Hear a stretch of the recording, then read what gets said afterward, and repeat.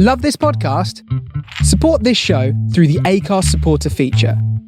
It's up to you how much you give, and there's no regular commitment. Just hit the link in the show description to support now. Explaining football to the friend who's just there for the nachos? Hard. Tailgating from home like a pro with snacks and drinks everyone will love? An easy win.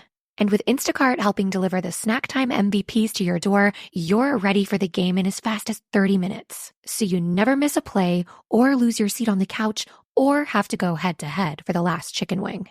Shop game day faves on Instacart and enjoy $0 delivery fees on your first 3 grocery orders. Offer valid for a limited time. Other fees and terms apply. My dad works in B2B marketing. He came by my school for career day and said he was a big ROAS man. Then he told everyone how much he loved calculating his return on ad spend. My friends still laugh at me to this day.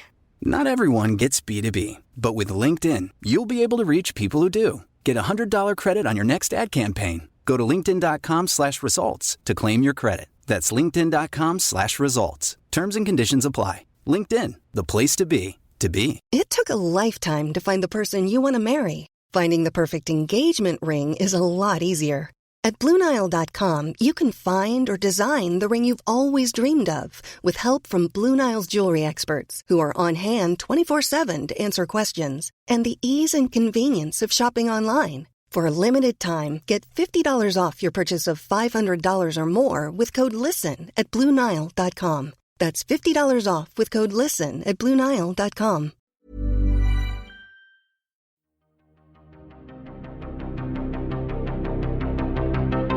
This is Writers on Film, the only podcast dedicated to books on cinema.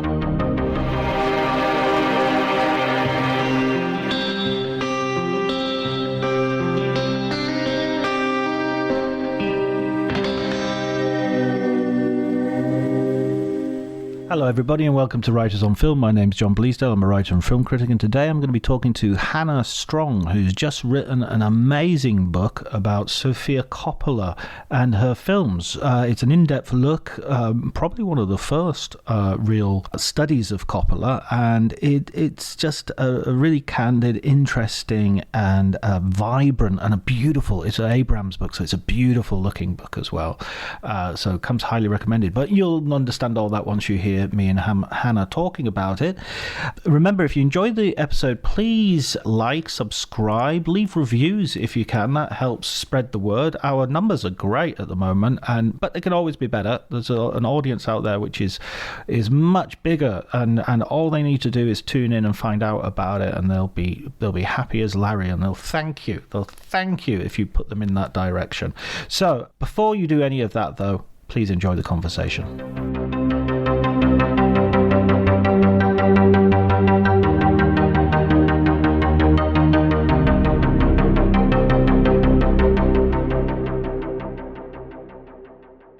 I find my brain just kind of turns off about 5:30. So yeah. It's like if I'm having to do anything where I need to be like eloquent, it's best to do it before that point. I did a record once at 9 p.m. and I was just like, guys, this is going to be like unintelligible. Oh, the bar has been raised. now we're going to have to be eloquent. Yeah, now I've said it. I'm setting you up for like some great conversation. And I'm like, oh shit, I don't know. Long time since I wrote this book. When did you start it, actually? I think it was May 2020. Right. God, yeah. So almost 3 years ago. Yeah. Almost 3 years. Yeah. It feels like a really long time ago because of the pandemic. You know, it's like I was doing it all throughout all the lockdowns, and then I think I finished it October 2021. So it was quite a long process. Right. And you sort of I was trying to think of some clever sort of Sofia Coppola way of visualizing that. Did you drift through the writing of it in a gauzy haze? I did it actually kind of, it was mostly chronological, right? And not in terms of her work, but in terms of how the book is structured. So I started with The Virgin Suicides, and then I did The Beguiled, and it was I had an order, but it wasn't the order that the films were made in, because we decided that would be too simple. That would be too boring to do it that way. So we decided to go thematically instead. Yeah, I think that was a good decision because it also, I mean, again, I'm not hopefully not being too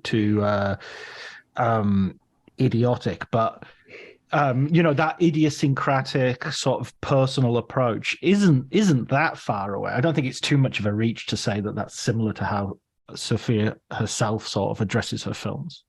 I don't think so. I especially feel that each of her films has a kind of personal slant. I mean, obviously, like Lost in Translation, she said it was kind of based on her experience growing up and moving away from home for the first time and living in Japan. And then On the Rocks, she said, is kind of inspired by her relationship with her dad, but not really inspired by that. And Somewhere, she said, was drawing a lot from experiences she had on holiday and on work trips with her dad. So I felt that there was a kind of call and response element to her work where she was drawing on her personal experience and I was drawing on my personal experience, and kind of how her films informed my life and my like interest in cinema without being too self-indulgent. But then because she hasn't made that many films, it felt like it just made more sense to try and kind of group them by these recurring themes. And I think all of her work does have a lot of overlap in terms of the theme she's dissecting. And the only hard part of like pairing them up, or I mean, there's technically 3 in the Celebrity and Excess chapter, but Murray Christmas is kind of an outlier anyway. But the only difficulty was kind of deciding which would go where, because there is, kind of, you could put the virgin suicides in the fathers and daughters category if you wanted to. Like there's just kind of different places things could go. But in the end, this was kind of the order that made the most sense to me to kind of approach it from a different creative perspective than just going straight down the line. And because Abrams, who published the book, had just done the Paul Thomas Anderson book with Adam Naiman, and he did it chronologically by when the films were set, which I thought was a really cool way of looking at it. So we were just kind of keen to do something maybe a little bit different that would be fun for the reader, hopefully, to kind of like navigate the films in maybe a different way than they had come to them as a viewer. Yeah, I think that's an interesting, that's a good point as well, because otherwise the expectations, I mean, I've already watched them in order. So the expectations are might not necessarily, it might be more creative to do it the way you did, I think. Could I ask as well that so because you start this book in a really candid and open way, and you draw parallels with your own lived experience in a way that I found very courageous and sort of fascinating to the process. What's your sort of story in terms of how you ended up writing about film? What was your entry into the world? Well, I mean, to start at the very beginning, the first film I ever remember seeing at the cinema was Chicken Run, and I thought it was the greatest film ever made until I, watched another film and was like, oh no, this is now the greatest film made. But that's the first very clear memory I have of being in a cinema and thinking, oh my God, this is incredible. This is where I want to be all the time. And I didn't get to go very much because it has always been quite expensive, and we were not a very well-off family, and the cinema was quite far away as well. So it was a real effort to go. And then it was like, my mum hates the cinema. She's not at all a fan. So it would be, who's going to take her, that kind of thing. So I ended up getting a lot of VHS tapes out of the library. And that was kind of where I really became obsessed with cinema and became obsessed with movies. And then as I was growing up, and I mentioned this in the book a little bit, but I was ill quite a lot of my teens, and films were really the thing that I had, that I retreated into and put all my energy into. And at the same time as this, I was reading a lot of film magazines. I had an Empire subscription, I had an NME subscription, which is different, but so I was kind of immersing myself in journalism, and particularly print journalism was something that I really loved. I loved the kind of what's the word? The tangible nature of it. I love being able to hold something in my hand, and it was always just a very glamorous thing to me, this idea of writing about movies. It seemed so far away from anything that was going on where I lived in my kind of small town. So it was always like, that was the big dream, was like, oh yeah, maybe one day I could do this. And then I kind of knew it was a very unlikely thing to happen. You know, I think I knew I had a very early perception that this was like not a job for like everyone. You know, it was only the kind of very lucky people got to do it. So I was very, very pragmatic in a way, and had it in the back of my head. But my mum was very much kind of, she was supportive, but she was like, you can't just say you're going to be a film writer, you're going to write about movies, you need to do something else. So she told me to go and do a degree, do an English degree, and then you can decide, you know, what you want to do with that. So that was what I did. But always, like, I was writing film reviews in my journals when I was a kid. I was always just like obsessed with this idea of not only watching films but talking about films and analyzing films. I was always the one who wanted to go and like have a coffee after the movie with my friends and like talk about what we just seen. I was really like, I liked watching them, but I couldn't ever kind of leave it at the cinema. It needed to be like more for me. So I think I drove everyone a little bit insane with like the fact that I could never just like watch a movie and just enjoy the movie. I had to kind of like pick it apart. But Sofia Coppola definitely was one. I think I was about 15, 16 when I first saw The Virgin Suicides, and that is like, I think for a young woman, it's like the kind of perfect age, because you do see that film and think, oh my god, this is my life. Like, regardless if you've had that experience that the film is depicting or not, you just think, oh, she understands me, she understands being a teenage girl. And that was definitely like, I was one of those teenagers that was just instantly kind of smitten and instantly felt like I'd met my soulmate. Well, obviously, Doctor, you've never been a 13-year-old girl. Exactly. This is what I was saying to my therapist at the time. Like, you know, I was like, you have no idea how bad it gets, you know. But yeah, it was kind of like, I say it in the book a little bit, but she really gave me this language to express myself, which I don't think I necessarily had.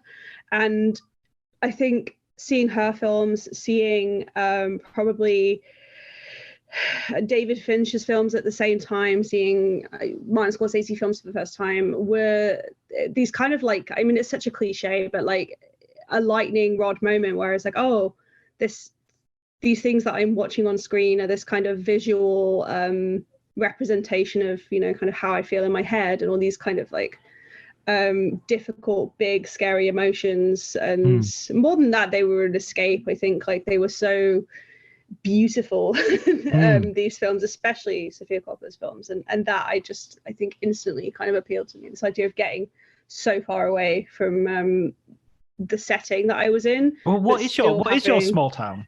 So I'm from a small town outside of Sheffield, called Stocksbridge, which I think has about like 5,000 residents or something. It's very small, and at the time it was even smaller. We've had kind of some development since then, but it was like an hour to get into Sheffield, and all my friends lived in Sheffield, so I was very kind of isolated. And I had a brother and sister, but they're not, they like films, but just very, very different sorts of films from me. So there was never a kind of, we didn't really have that in common or anything. And I think I was just like a really lonely kid who felt like an outsider, which is like the perfect kind of target audience for I think a lot of Sofia Coppola's films.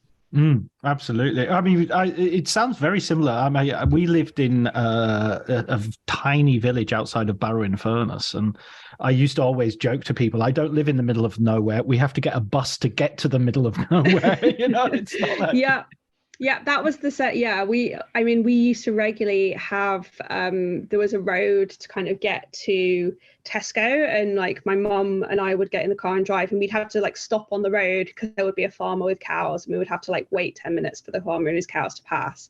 And I, you know, like living in London now for as long as I have, I'm like, wow, that was kind of crazy. That was such a part of my childhood, like queuing behind farmyard animals. But it's I think it builds character in film critics, having to really like fight to be part of that world. Well, so how did you get lucky then? How did you become one of the lucky ones? I think I probably had an easier time of it than a lot of people, just in that I knew straight away this is what I wanted to do from kind of the age of about 15, and then I was very dogged about getting where I wanted to go. So the first thing I did that was kind of along the lines of film criticism was I was on the youth jury at Sheffield Doc Fest when I was 17, and oh wow, that was the first time that I'd kind of been in a, so it was the first time I'd ever gone to a film festival, and I just thought it was the most incredible experience of my life. And I'd written an essay about Werner Herzog's Grizzly Man, like that was the thing that they read and were like, yeah, this kid this kid knows what she's talking about. So that was like the gateway drug, and after that I was just kind of like, yeah, this is it, this is what I'm going to do now. So I went off to university in Leeds, and Leeds has an amazing yearly film festival just called Leeds International Film Festival, and it's so great. And I did volunteering with them, and through that I was able to watch loads of films, and then I would review the films for the school paper, for the university paper. And that was like another kind of massive moment for me, just realizing that like it wasn't even that I had to necessarily go to London, although I think that was always the goal in my head. But just knowing that there was kind of a world of like cinema around me was very kind of inspiring, and meeting all these people and meeting these filmmakers through doing Leeds International Film Festival, and just really feeling that there was a way to get to where I wanted to go to be a film critic. And we had speakers who would come in, journalists who would talk to us about, working in the arts, and that I found very kind of bolstering. I think actually having kind of lived experience, and my family are not like, I come from a family of like science people. They like science and kind of hard evidence. So me wanting to kind of be an artist and be a writer was very they're absolutely lovely people, but they just had no kind of like frame of reference. So it was really good that I was able to kind of meet these people who are very like open about their experience and open about how I might get there. And then I went away for a year and did a year abroad in Berlin, and that was very like a lot of self-led learning. So it was great for me because I could just direct everything towards film, which is something I was interested in doing.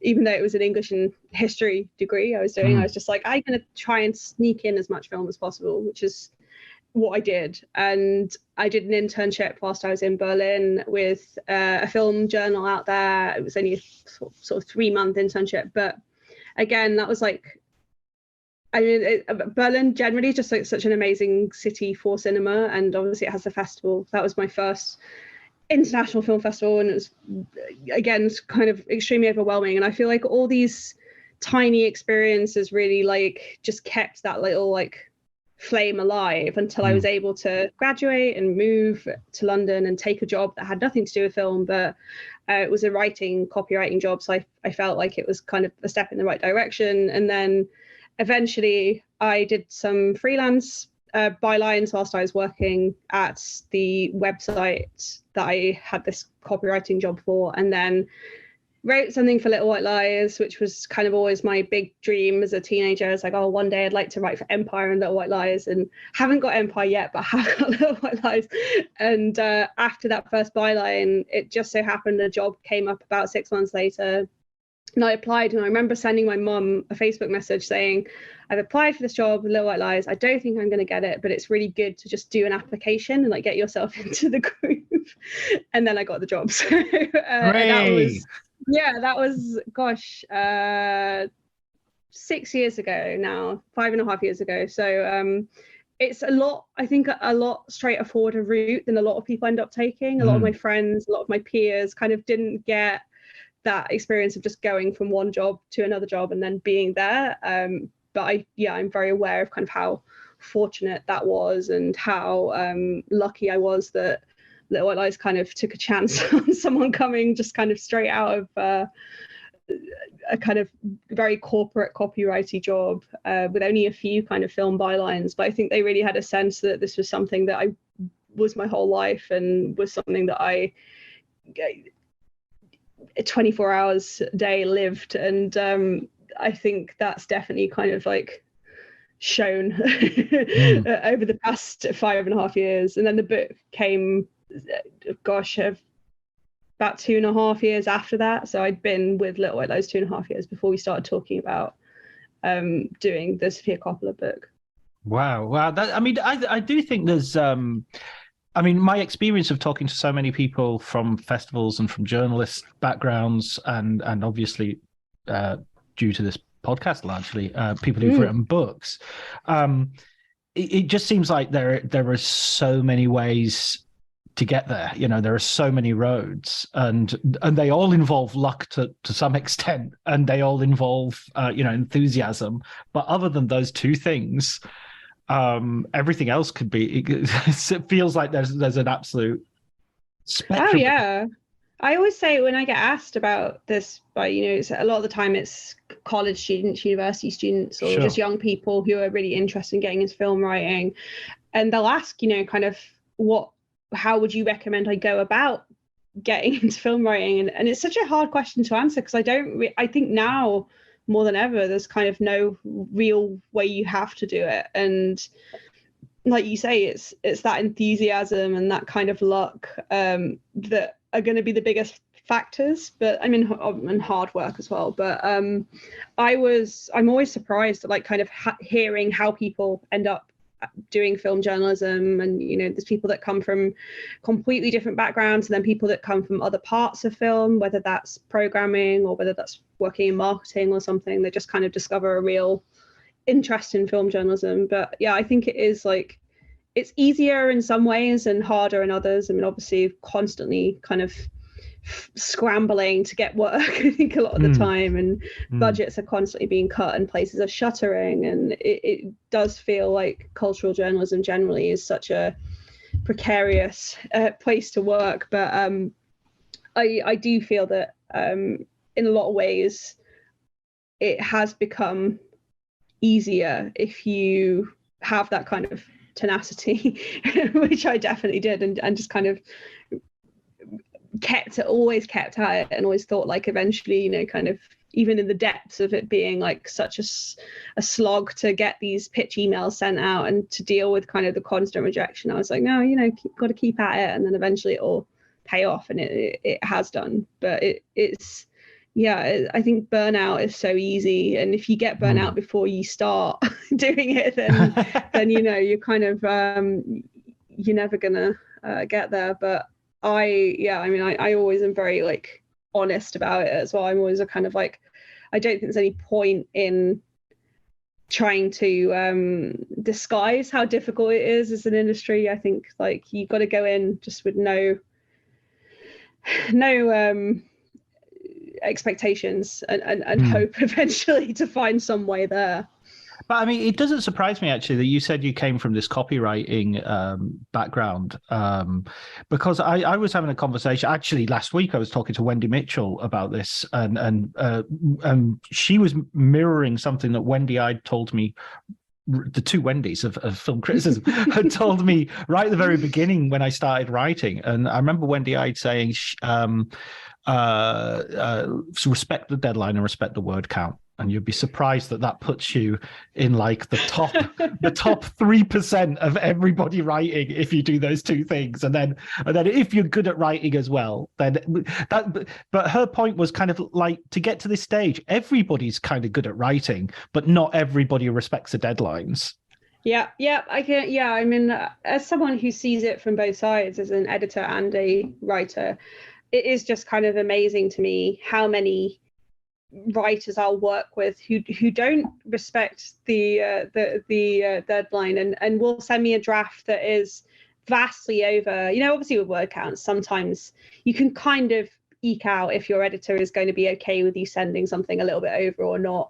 I have a 10% rule, so you can do 10% over or 10% under, but if you're doing it anything under or anything over that, I'm going to ask you to cut it down, because I just don't have time. I don't have time in my day But yeah, no, I mean, that's the most useful advice I was ever given, because that's what people remember as well. Like, they remember if you are an easy person to work with, and if you're kind of reliable. Reliability is such a like, it's like hen's teeth in this industry. Getting people that will file copy when they say they'll file it, and file it well, and it'll be clean, and I won't have to kind of do 6 rounds of editing on it. I can just do 1 round or 2 rounds. It's like, it's, yeah, I mean, and I talk to other editors as well, and like, it's everyone, regardless of what area of journalism you're in, this is the same thing that comes up. It's just like making the person you're working with or working for's life easier is kind of the thing that will always be like remembered. It's a bit like school in that respect. You want to kind of like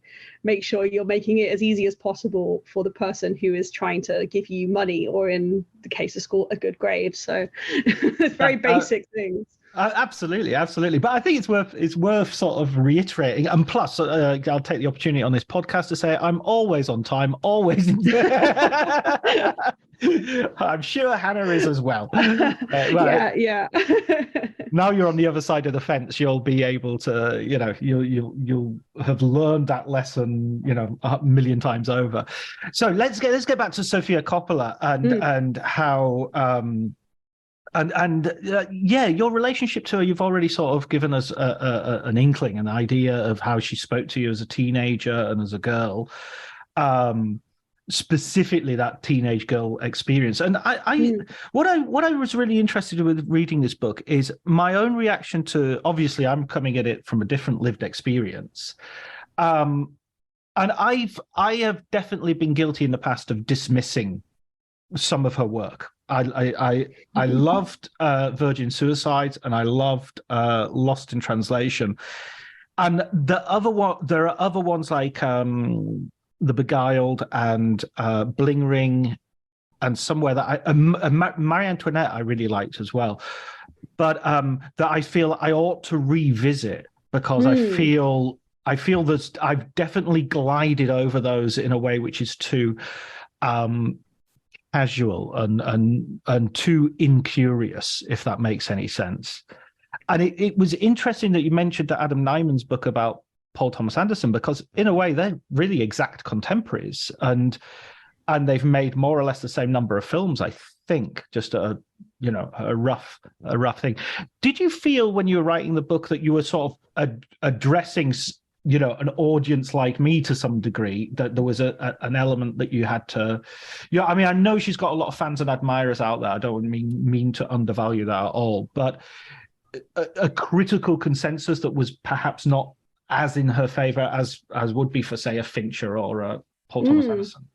Yeah, oh God, yeah, I think definitely she is considered more of a mixed bag as a filmmaker than the other directors in the series, because by this point we had the Coen brothers, Paul Thomas Anderson and David Fincher, which is an incredibly strong roster, but they are all pretty much considered to have maybe made, some people would say no bad films, but others would say maybe only one bad film, whereas I think Sofia Coppola, people are much more kind of critical, and some of that comes from the fact that she is a nepo baby, as the kids say now, but I think a lot of that is also it's because she's a woman, and because the things she deals with are very, very traditionally feminine and women's themes, and she does have a very kind of ornate and a very girly kind of aesthetic a lot of the time. So I did go into it kind of aware that I had to write for the people that would be buying this book primarily, which is people that love her and want to kind of read about her films. But then, I did feel there was this kind of big chance to like set the record straight about these films that I felt were maybe a bit unfairly maligned. And it's interesting because I wasn't coming from a position of I absolutely love everything she's ever made and I won't hear a word against it. I was when The Bling Ring came out, I didn't like it. When Marie Antoinette came out, I was a teenager and I didn't like it because I didn't think it was serious enough. I was very into my history and I didn't like the idea of this, kind of poppy, like slightly anachronistic take on Marie Antoinette. So I was took that very seriously and didn't like it. But were you quite sniffy about it? Yeah, I think I was. Yeah, I think I just had this idea in my head of period pieces needing to be kind of dour and serious. And obviously, like, you know, that changed massively. Like, the older I got and the more I was exposed to, I think, seeing Amadeus for the first time, it was kind of like, you know, unlocked a lot of what Sofia Coppola is doing in Marie Antoinette. So it was kind of this like process of not only trying to address previous criticisms of her by the kind of the tastemakers, but also look at my own kind of biases and how those had formed and why my opinions on things might have changed throughout the years, why I suddenly thought that The Bling Ring is actually a really good film, and why I thought that The Beguiled is maybe not quite as good as I thought it was when I saw it for the first time. So I think the thing I wanted to capture was not only how much her films mean to me personally, but I feel like how much they maybe have been kind of shortchanged or just not given enough kind of like critical context, or just kind of getting a sort of like well-rounded image of like who she is as a filmmaker and who she makes films for and how they have been received. And I didn't want it to feel kind of like exclusionary. I didn't want it to feel that I was trying kind of saying, you know, one way or the other, like, oh, she's not making films for you, you don't, you know. I was just trying to kind of give the best possible insight and write in a way that would be entertaining and interesting for people, regardless of kind of how interested they are in her. And I mean, one of the things is when you're writing a book like this, you have to do so much with the text. It's not like writing a film review. It's part you're doing a history of the film, you're doing a history of Sofia Coppola, you're doing analysis of the film, analysis of the critical reception, evaluation. And it was such a kind of daunting task to try and get in all these different elements and do it in a way that would be engrossing for like 50,000 words. And you know, that is something that I was very conscious of, was that it's quite a difficult needle to thread, especially when most of my life I am just writing like 500 word reviews. I mean, it is funny as well, I think, that idea of reevaluating something when you have to properly invest time and attention in it. You know, I found myself doing that in the past, where I watch something and my sort of Twitter reaction will be, yeah, rubbish, or 2 stars or whatever. And then I'll have to write a proper essay or feature on the piece. And I'm looking at it and I'm going, no, it's really interesting because I'm giving it much more time and I'm thinking about it much more. But I don't want to sound dishonest, like I'm only liking it because now I've got a job to write about it, you know? Yeah, I think it's one of the kind of pitfalls of social media now, is that we do that instant reaction is so rewarded, and not only rewarded by our kind of, you know, endorphin rush when people like it, but like you know, that's what PRs and people are kind of looking for. They want your first reactions and things. And it just means, I think, that sometimes we're backed into a corner a little bit, and it does mean that people can't feel like they can't change their minds. And I especially notice it at film festivals, I think, which is obviously where a lot of Sofia's films have premiered, where people come out and the first thing they're doing is sending a tweet or, like, you know, sending their review off to their editor. And it's one of the reasons I really liked going to Venice for the first time, because you have that little kind of pocket of like 8 hours or something where it's still not a lot of time to think about it, but you know, it's more time than you would ordinarily get. And it just feels like the process has been speeded up so much, even before I was doing this job, I'm sure, but like, you know, everything just has such a short shelf life now. And I think that Sofia Coppola has really benefited from reevaluation and kind of, you know, reappreciation. And also I think I do talk a little bit about this in the book, but one of the things that came up when I was talking to her collaborators was that a lot of them were saying the people that were watching these films as teenagers are adults now, and they're the ones that are writing the reviews, they're the ones that are writing the criticism. So it's not that like the films might have ever been bad, it's that, you know, they just kind of, the people writing about them were not the kind of target audience. And that I found kind of, you know, maybe in 10 years time there'll be people writing about films that I didn't like, that they'll be kind of reappraising them, and I'll feel really old and like out of touch with the youth. But it's definitely like, I think she's someone that has had a kind of reevaluation of some of her lesser films, but in a way, like stuff like The Virgin Suicide, stuff like Marie Antoinette, they were always very popular with a certain like subset of people. And certainly growing up as I did on the internet, like images from her films and kind of her as a filmmaker and her as a personality were always like so popular on Tumblr and kind of on LiveJournal and all these like kind of internet what's the word, like micro blogging. Micro, no, what's the word? Oh, it's Hey, I'm Ryan Reynolds. At Mint Mobile, we like to do the opposite of what Big Wireless does. They charge you a lot, we charge you a little. So naturally, when they announced they'd be raising their prices due to inflation, we decided to deflate our prices due to not hating you. That's right. We're cutting the price of Mint Unlimited from $30 a month to just $15 a month. Give it a try at mintmobile.com/switch. $45 upfront payment equivalent to $15 per month. New customers on first 3-month plan only. Taxes and fees extra. Speed slower above 40 gigabytes. See details. This episode is brought to you by Progressive Insurance. You chose to hit play on this podcast today. Smart choice. Make another smart choice with Auto Quote Explorer to compare rates from multiple car insurance companies all at once. Try it at progressive.com. Progressive Casualty Insurance Company and Affiliates. Not available in all states or situations. Prices vary based on how you buy.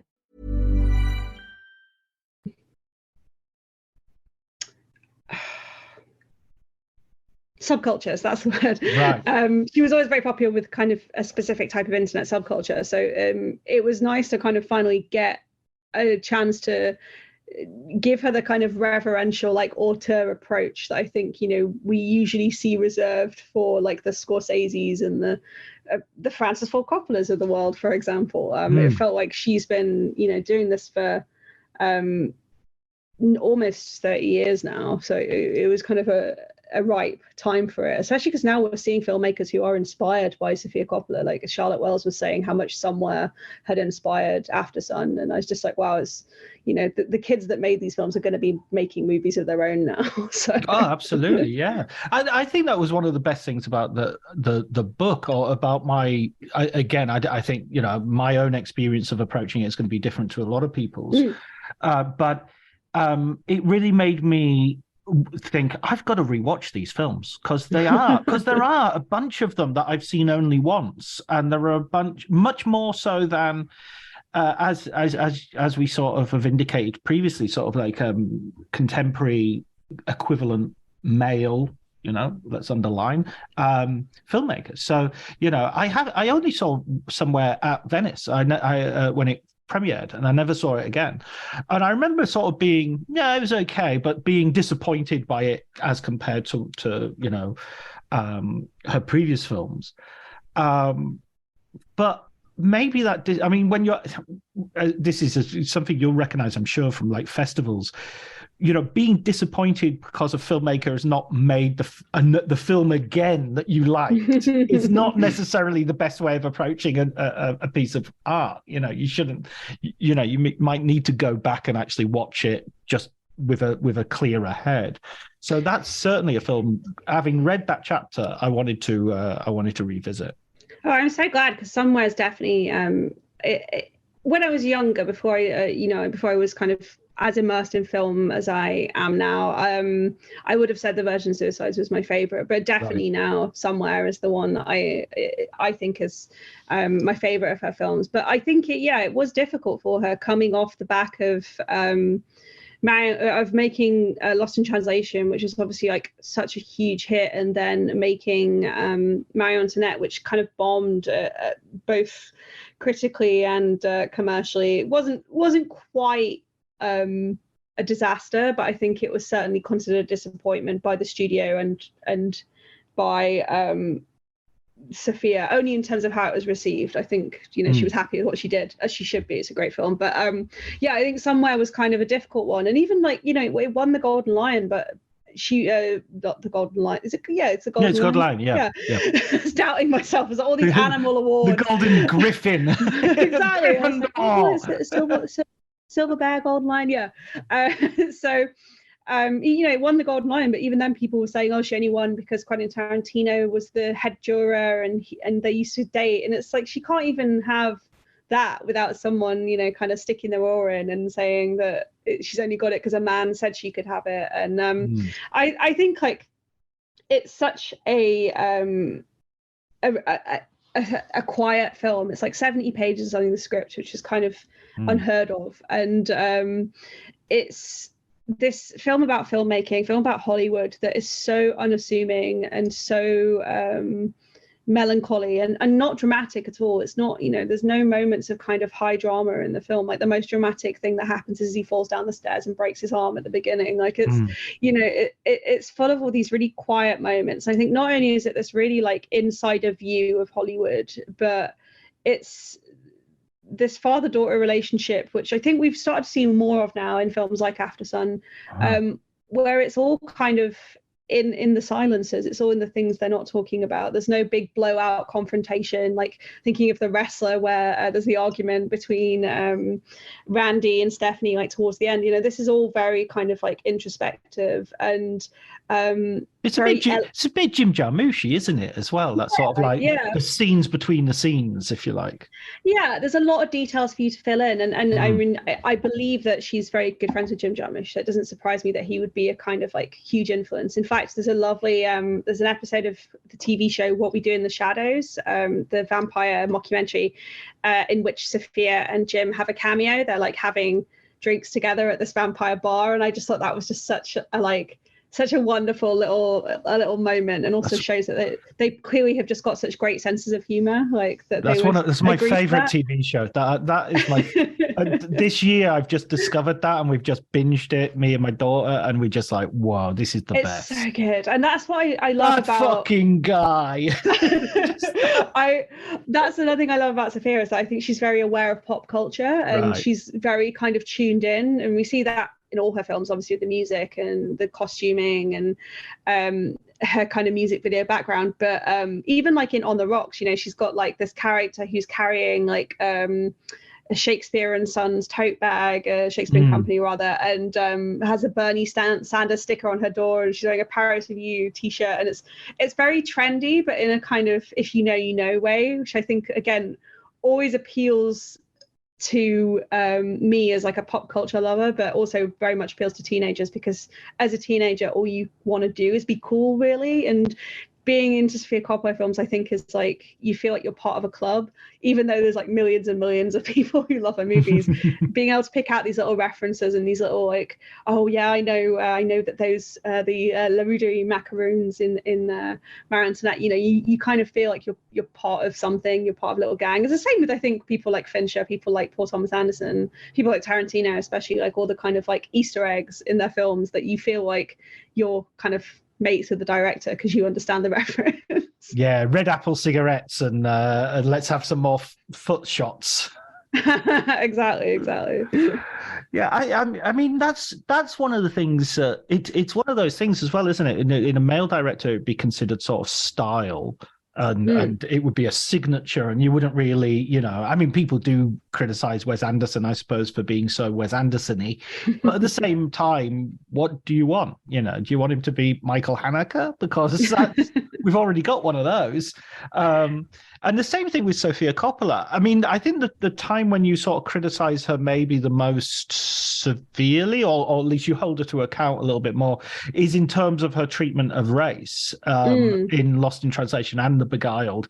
And I'm with you there. I think it's just a like. I think you mentioned how she sort of says, "I'm not racist. I love, you know, Japanese people or whatever." And of course, you're not racist like consciously, but that doesn't mean you've not imbibed and are reproducing certain racist tropes or racial stereotypes.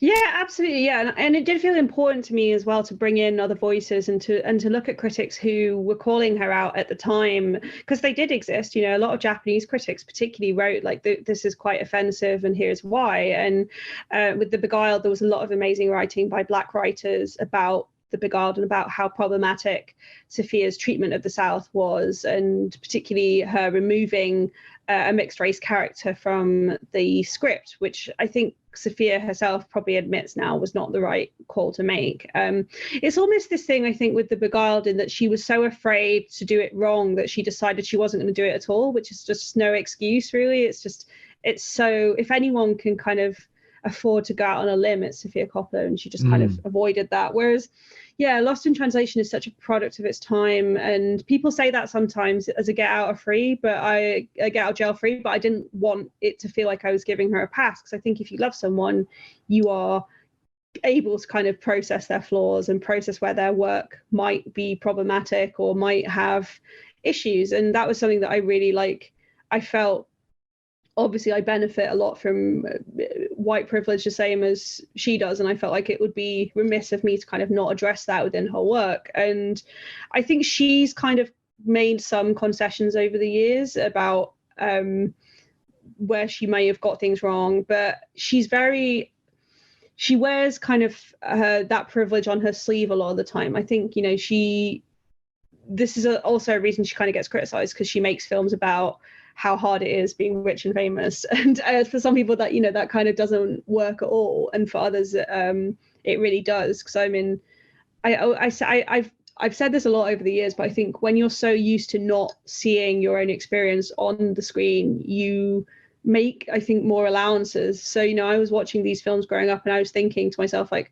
well, obviously, I'm not rich and I don't live in this beautiful house in Michigan, but I know what it's like to be an incredibly depressed teenager, or, I kind of know what it's like to have a difficult relationship with my parents. So, just because these films are very specific doesn't mean that they don't have things that I think are incredibly universal and incredibly meaningful to a vast range of people, not just teenagers. I think that there's many people who relate to things that come across in her films, and that was why I felt it was really important I kind of try to do justice to the many layers. And I didn't want it to seem like it was just this hagiography going, oh, she's so wonderful, she's so great, because I think every filmmaker makes mistakes. Every filmmaker is worthy of kind of addressing, you need to address those things and talk about them, and kind of find a path through them. And hopefully that's what I managed to do. But I was really conscious. I didn't want it to be just relentless praise of her. No, absolutely. I think you did totally. And I mean, if we're going to accept people's social realities, then some of those social realities are going to be outside of our experience. They're going to be limiting. They're not necessarily all going to be, exactly what we agree with. I mean, I was thinking of her in terms of, there's a filmmaker I don't get on particularly well with, but I do admire his work. It's Eric Rohmer. And Eric Rohmer's just utterly uninterested in anybody who's not sort of wealthy, bourgeois, white. He's quite come out with some quite racist statements in the past as well. But, that's his thing. That's where he's from. That's what he's doing. And, you don't have to ignore it. You can comment on it, but it's not necessarily a disqualifier. I think that's the point. I think that's going back to what you were saying earlier about Twitter and social media and whatever. It's this idea that we can slam doors on people and disqualify them because of certain perceived shortcomings, which I think is problematic. Yeah, I agree. And we mentioned Wes Anderson earlier, who's obviously he's again like a contemporary of Sofia's. They basically started making films at the same time, and they're good friends. And he makes films, I think, about a very specific type of person most of the time, or a very specific worldview. And I don't think we need him to be kind of going out of his way to tell other stories. I think that it would be preferable for the filmmakers who are better placed to tell these stories, whether it's about other races or other parts of the world, or sexualities, whatever. I think it would be better for the filmmakers who do want to tell those stories and do feel placed to tell those stories get the opportunities, rather than just expecting that every filmmaker has to tell every story. And I obviously I think it's nice when filmmakers challenge themselves to talk about new things in their work, but I don't think it always works. And I also think there is this idea of who gets to tell these stories. Just because someone has a position of influence in the filmmaking world, I don't think it's necessarily right that they get asked to do certain things and to make certain films. So I think that there is kind of something to be said for staying in your lane a little bit as a filmmaker and just doing the thing that you are good at, and doing it very well. And I think there's room enough to have filmmakers like Sofia Coppola and like Wes Anderson and like whoever else who are just doing their kind of thing, and they have their style and their set of interests that they want to talk about. And then there's room for kind of everything, you know, all these other perspectives. Hopefully, I hope that's the way it is. I mean, very idealistic of me, but one of the things I do think, and I think Sofia does it to an extent, I think she could probably do it more, is when these filmmakers help lift up these new voices and like show a kind of interest in nurturing that talent. And Sofia does a lot of like producing, a lot of executive producing, so I think like she kind of does that to an extent. And someone who's amazing at doing it is Barry Jenkins. Like, he's constantly uplifting the next generation of filmmakers and new talent, and I think that is the best way to be as a filmmaker, if you can bring other people up with you and try and like open the doors and, you know, not kind of keep it to this rarefied group of people who can, you know, only they can possibly deign to sit behind the camera and direct actors. So I think that's one area that I think like there's so much room for improvement. And obviously as critics, you know, we spend a lot of our time championing these new filmmakers, but that doesn't mean I want to abandon all my old faves as well. I kind of want to have it both ways. I want to respect the old guard and kind of make sure we're giving like credit to all these people coming through constantly, because there are like people like Charlotte Wells, for example, like, you know, she has such an incredible perspective, but then you look at the films that influenced her, like Somewhere, like Sofia Coppola's work, like Jane Campion's work, and it's like we kind of needed these filmmakers in order to inspire the next lot of filmmakers. So yeah, certainly like I don't think there's any need to throw the baby out with the bathwater, as my mum would say. I think it's just a case of like trying to be mindful of these limitations and just be open, you know, be open to the experiences that they're trying to depict. I mean, I can't wait to see her take on Priscilla Presley. I'm so excited to see kind of how she's envisioned that, especially after Elvis, because I imagine this is just going to be the complete opposite, because she's the opposite of Baz Luhrmann. She's not bombastic at all. So. that should be on the next poster. The opposite of Baz Luhrmann. I love Baz Luhrmann. I really enjoyed Elvis. Oh, I loved Elvis. Elvis was in my top 10. It was one of my favorite films of last year. It was the only film I saw at Cannes that I paid to watch again. Oh, really? Which, I just had such a ball. It yet. I'm going to rewatch it, maybe in time for the Oscars, because it's you know, it's done quite well with the nominations, so I might rewatch it. But yeah, I just had such a fun time with it, and I was really glad I didn't have to review it, actually, because I was like, you know, sometimes it's nice to just enjoy a film and not have to think about it. So. Enjoying films and not having to think about them. That's Baz Luhrmann in a nutshell. It's so rare we get to do that, isn't it? As like film writers, it's so rare. I have to not have an opinion, not have like a public opinions. It's the greatest joy in the world to just watch something and think, this is just for me. This is just purely for my enjoyment. It's quite liberating. You're absolutely right. And there are certain films I never want to talk about. You know, there's it's something I mentioned. In true postmodern fashion, I tweeted about not wanting to talk about certain films, and someone said, "Okay, what films? Give us an example." And my reply was, "Blue is the warmest color." I don't want to talk about that film. Why don't you want to talk about it? It's like, for God's sake, you're missing that's exactly But I love that film, and I don't feel any need to go into it further than that. You know? No, this is exactly it. I think that sometimes it's nice to just have things that you love and you don't feel kind of the need to share your reasoning, and that is fine, in my opinion.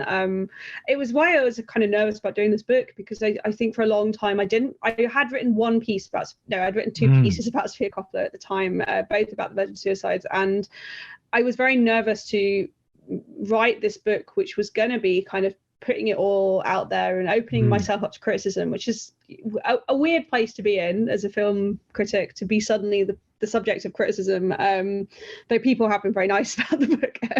Not saying I'm getting like hate mail or anything, but it was a weird experience to kind of suddenly have to not necessarily defend my opinions, but just have to like think very critically about things that I'd previously not like something like The Bling Ring, something like Marie Antoinette, I'd never really had to think about them in a kind of critical context because I wasn't old enough to be a film critic when they came out, when I watched them for the first time. So it was a kind of weird thing to be like second guessing myself and thinking like, does this work in the context of a book rather than like a film review? Is this going to kind of stand the test of time? Because, you know, you put out a magazine, it's on the shelves for 3 months. You put out a book, it's there for years, hopefully. So I felt a kind of like additional sense of pressure to like do justice and to be honest and open about my perspective on the films, but also kind of conscious that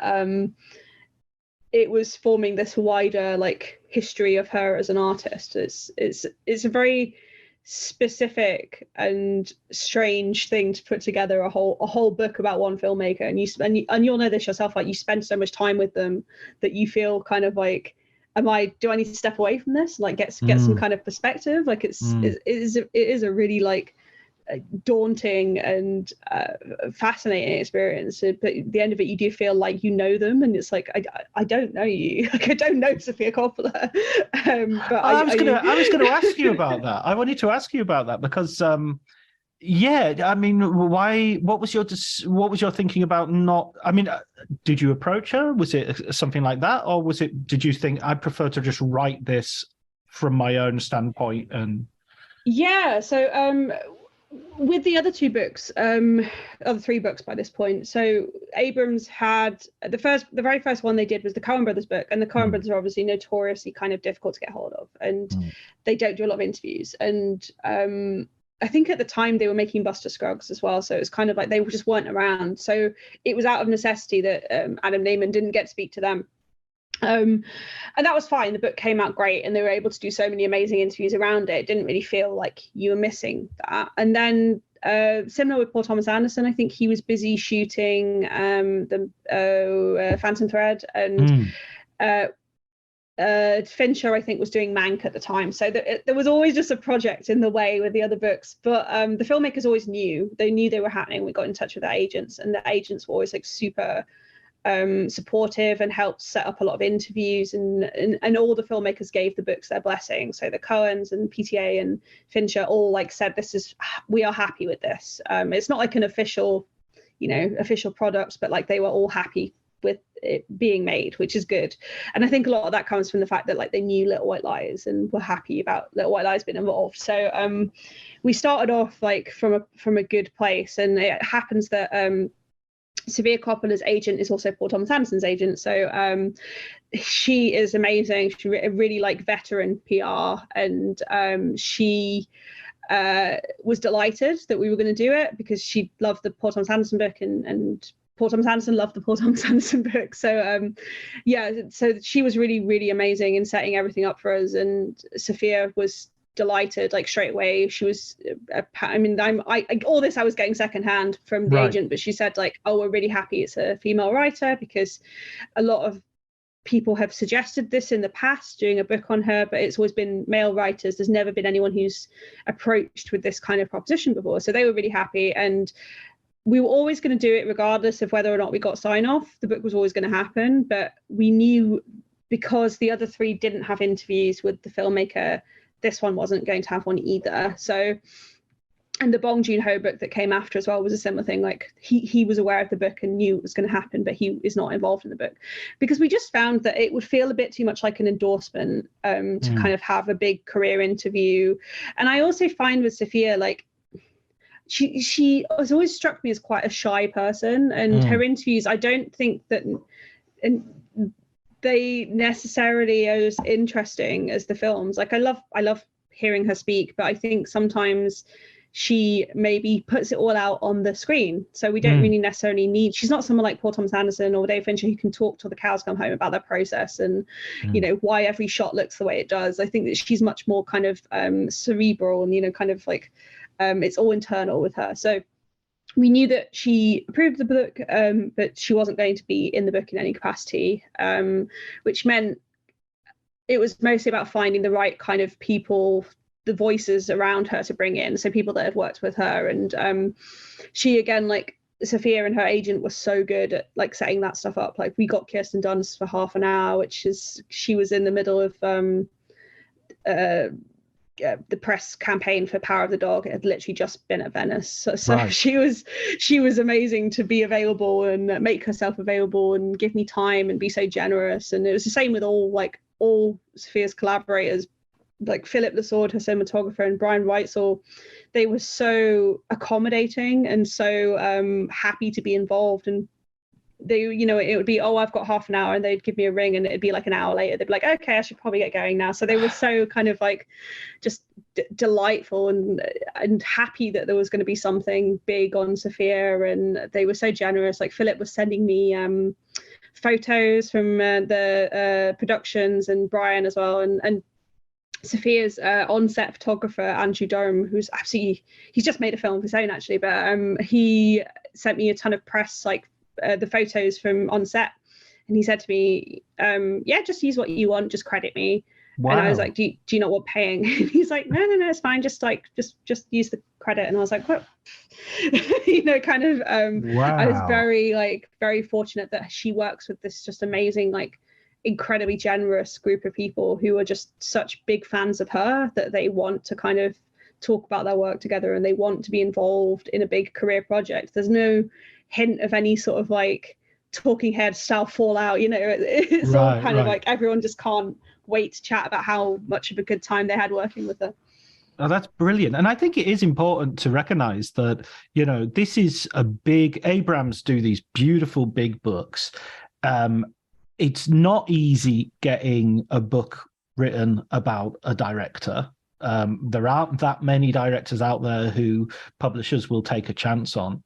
And to be the writer of the Sofia Coppola Abrams book is an amazing achievement. I think you've done a wonderful job. And it is the one time, as you were saying about print journalism, that lasts for a few weeks, few months maybe, but a book like this is where Coppola studies will begin for many years. It will be the where you'll have to have read this in order to start thinking and considering it. So I think it's a marvelous thing in that sense.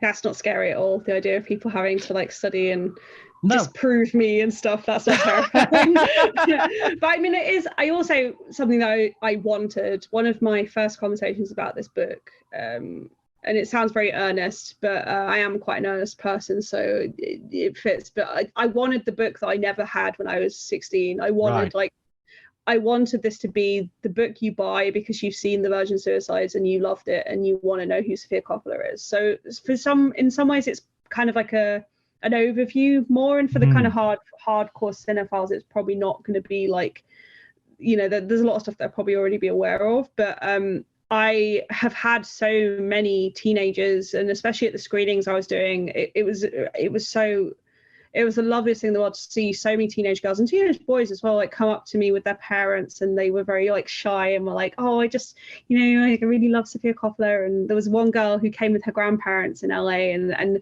she was kind of like hid behind them, like didn't want to really talk to me, and I was like signing her book. And it's really lovely to think that this could be someone's like gateway into the world that I loved so much and still love as well. Like I like the idea of having these formative kind of texts that make you want to be a writer or make you want to study film or make films. And that sounds very lofty, but if I could do that for, kind of one other teenager, give them this feeling that like, yes, someone else gets it, then like that was always my end goal. And I'm lucky that I was just asked to do it in such a kind of lavish fashion with such, beautiful design work. Like Tertia Nash, who designed it, is just absolutely like blew me away with kind of every detail. She wasn't even a Sophia fan when we started working on the book. She'd seen, I think, one of her films. So to be able to kind of translate my words and my vision, despite not really knowing what I was talking about a lot of the time, I think it's just kind of incredible. Yeah, absolutely. No, I didn't mean it in any way for it to sound like you're in the academic stratosphere. No, I that comes as well, obviously, but yeah, no, I just mean like that.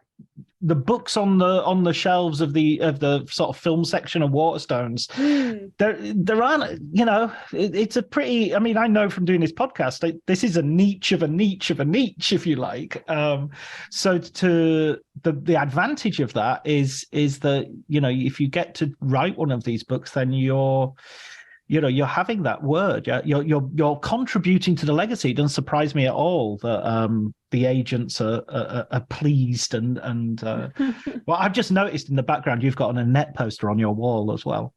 Yeah. Okay. We're on the same page with everything. Well, there's a house that Jack built one next to it, so I don't know. Oh no! Uh-oh. Shots fired. Yeah, I do find it very funny that like in my flat it's like a net house that Jack built. Yeah, there is now a Nan Goldin poster up, so there is a woman on the wall. But I was like, man, yeah, it's like walking into like a film bros flat at the moment. Like, have to like get some women up on the wall. Though I do have, yeah, no, I'm just looking again. There's a Magnolia poster and an Uncut Gems one as well. So it is bad, but there's also a Lynn Ramsey poster and the letter that Sophia sent me when she got her copy of the book. So there is like some female representation up there. Brilliant. Talking about gateway, wait a second, I was going to say gateway drugs. Great gateway books, which let's face it, the analogy doesn't have to be laboured too much to work. What would be a recommended film book that you'd be able to give our listeners? Oh God, I actually, having recently got my copy, a friend of mine, I sound awful like recommending my friend's books, but I do think it's a really good book and it's also relevant to Sofia Coppola. My friend Charles Romesco has just published his second book, which is called The Colour of Film, and it's out beginning of February in the US, and I think beginning of February UK, beginning of March US, and it's the story of film through 50 colour palettes from films. So it's a really like, I think, engaging way of looking at film that I think we talk about a lot and we see visually, but there's maybe not a ton to buy in kind of a bookstore. So it looks really nice on your coffee table, but it's also just like a really fun and expansive look at the use of film, use of color in film, and how that's changed over time, how it hasn't changed, and kind of why filmmakers use the colors they do and things that reoccur. So that would be my recommendation. Not a formative experience, but hopefully it will be for other readers. And it's always nice as well to support kind of indie publishing, I think, with these books as well. And that will be available on Amazon.com. No, Bookshop.org. Yes, I know. I've got my own. I've got a Writers on Film Bookshop.org shop front that I set up right at the beginning. And do you know how many copies of people have bought? 0. Absolutely none.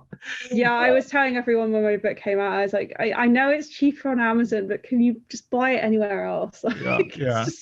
I don't get royalties either, so I'm just kind of like, well, at the end of the day, it goes into someone's pocket, but not mine. So yeah. Poor Bezos, poor Jeffrey. He's fine.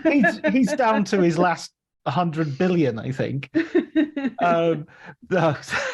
Poor Elon. Elon's the one I'm worried about. I stay up nights worried about Elon.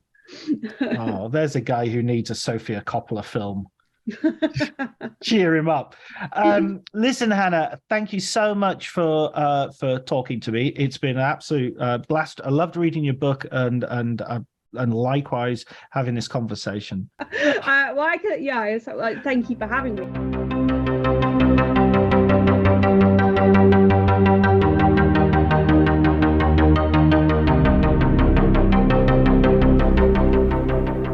Okay, that was my conversation with Hannah Strong about her book on Sofia Coppola. Her recommended book was Charles Bromesco's book on the colour of film. I'm going to see if I can reach out to Charles and get him to come on the podcast as well as a guest. That gives me an opportunity to read the book as well. It sounds fascinating, so that recommendation went down well. Remember, you can follow me on Twitter at Dr. Jonty, DRJONTY. Thanks very much to Ellie Atkins for the music. Thanks to Ali Harwood for the design and the look of the site, and thanks to you, dear listener, for spending your time with us today.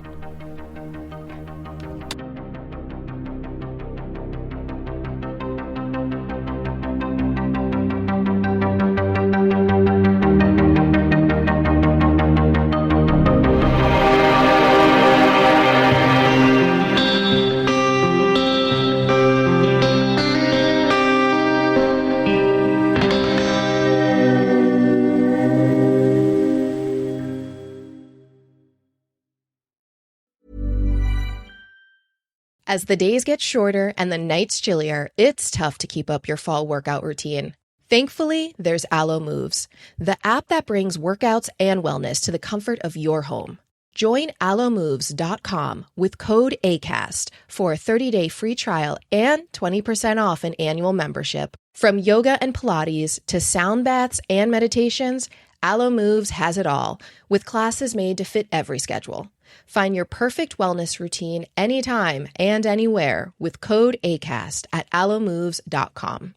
1-800-Flowers.com knows that a gift is never just a gift. A gift is an expression of everything you feel and helps build more meaningful relationships. 1-800-Flowers takes the pressure off by helping you navigate life's important moments by making it simple to find the perfect gift. From flowers and cookies to cake and chocolate, 1-800-Flowers helps guide you in finding the right gift to say how you feel. To learn more, visit 1-800-Flowers.com/ACAST. That's 1-800-Flowers.com/ACAST. Cue the fireplace and your favorite fall movie. There's nothing better than a cozy evening at home with a glass of First Leaf wine. First Leaf is a personalized wine club that delivers right to your door. Sounds magical, right? They get to know your favorite tasting notes, which varietals you enjoy, and whether you prefer sweet or dry wines. So in every shipment, you get bottles tailored to your unique palate. Go to tryfirstleaf.com/fall to get your first 6 wines for just $44.95 with free shipping.